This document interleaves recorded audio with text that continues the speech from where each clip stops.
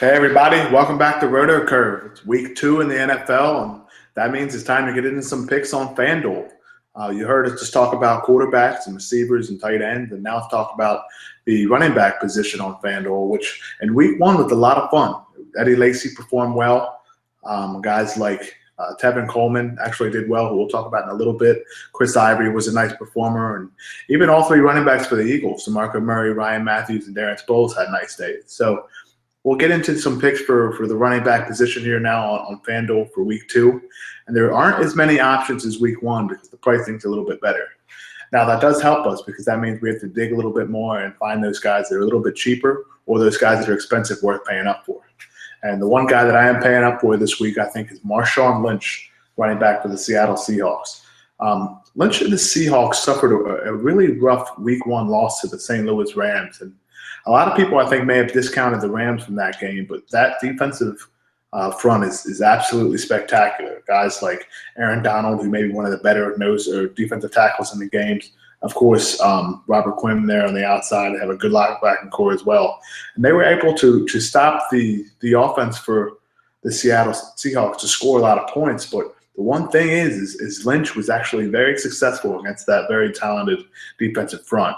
He registered 23 touches for 104 yards against the Rams, and we just discussed how talented they are. And that shows you how good a guy like Lynch can be, even in a good matchup or in a tough matchup. But this week, in week 2, he has a good matchup against the Green Bay Packers, who allowed Matt Forte to run wild on him last week in week 1. Now, last season, the Marshawn Lynch and the Green Bay Packers faced off against each other twice. One in the first week of the season, and the last week of the season for the Packers as well as in week 20, I believe it was, in the NFC Championship game. Now, in those 2 games, Marshawn Lynch ran for 267 yards and 3 touchdowns.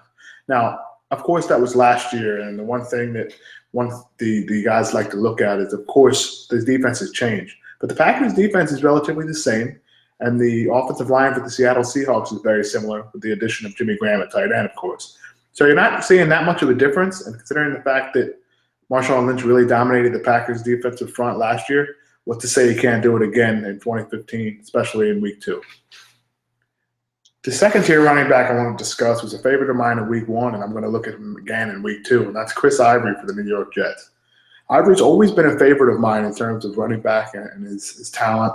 He breaks a lot of tackles. He has underrated speed, and he's a guy that always seems to fall forward and gain those extra yards. Now, that helps you in real football, but it also helps you in fantasy football as well. As last week, he saw 21 touches, he had 100 yards, and ended up scoring 2 touchdowns. Now, in week 2, he's going to be facing the Colts, who had a little bit of a benefit of last week just absolutely getting crushed, so they didn't really have to really stop anybody in the end of the game because they put in their backups. But when those starters were in there, the Bills crushed them. They ran the ball, they threw the ball, and that defense did not look good at all. So a guy like Ivory, who's really a hard-nosed runner, who runs downhill, is very quick, has a good matchup against this Colts defensive front, who have a lot of guys that are either too big or too slow. So it's a little bit of a mixture of both, and that allows Ivory, who finally has a chance to show that he's a feature back, to have a pretty good matchup at just under 7,000 on FanDuel. The third-tier guy I wanted to discuss is a rookie named Tevin Coleman, Atlanta Falcons running back. It's been a few years since the Falcons have had a running back that's been relevant in fantasy. Of course, 2 years ago we saw Steven Jackson, who was pretty good, but he was at the end of his career. Last year, Devontae Freeman was a rookie, and he split touches with Jaquiz Rodgers, and it seems like all kind of guys just kind of ran a committee. But it looks like this year Tevin Coleman's going to take over as the lead back, and you're finally going to see an Atlanta Falcons running back with fantasy relevance. Last week, he had a very tough matchup against an excellent defensive front in the Philadelphia Eagles, but he averaged 4 yards per carry. He carried the ball 20 times. He had 80 yards. He didn't score a touchdown, but against that defensive front with Fletcher Cox, Cedric Thornton, and guys in the middle like Michael Kendricks and D'Amico Ryans, it's really saying something that a rookie in his first game behind the suspect offensive line can succeed. Now, in week 2, he's going to see a team that really does not have much talent along the defensive line, and that's the New York Giants. The Giants are one of these teams that do not have a lot of talent in the first place, but they always seem to be bitten with injuries. Of course, Jason Pierre-Paul's unfortunate injury with his hand, and they lost some guys in the secondary as well. So that defense is really struggling, and they've lost a lot of guys. So considering the fact that Tevin Coleman averaged 4 yards a carry against a really good defensive front, what's to say you can't do a lot more, maybe 5 yards a carry, maybe he gets 100 yards in his first NFL touchdown against a really bad defensive front in the New York Giants.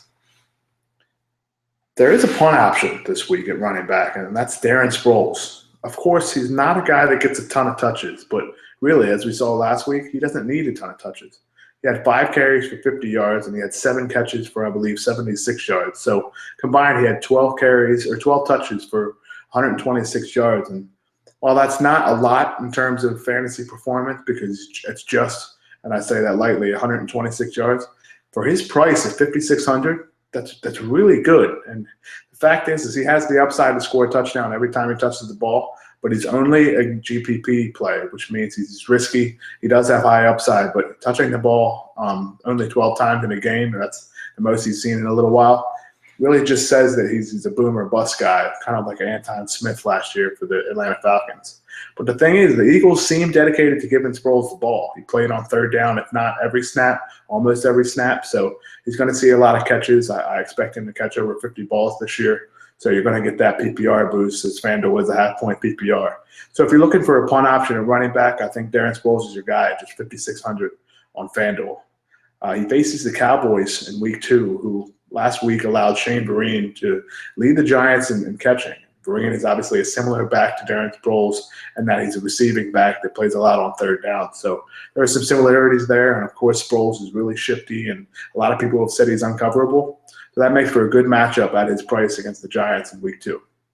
That wraps up our running back segment on RotoCurve for this week, for Week 2 on FanDuel Daily Fantasy Football. Be sure to look at all the rest of the videos, all the rest of the tools, and everything up on RotoCurve to use everything to your advantage to make Week 2 a profitable one in NFL. Good luck, everybody.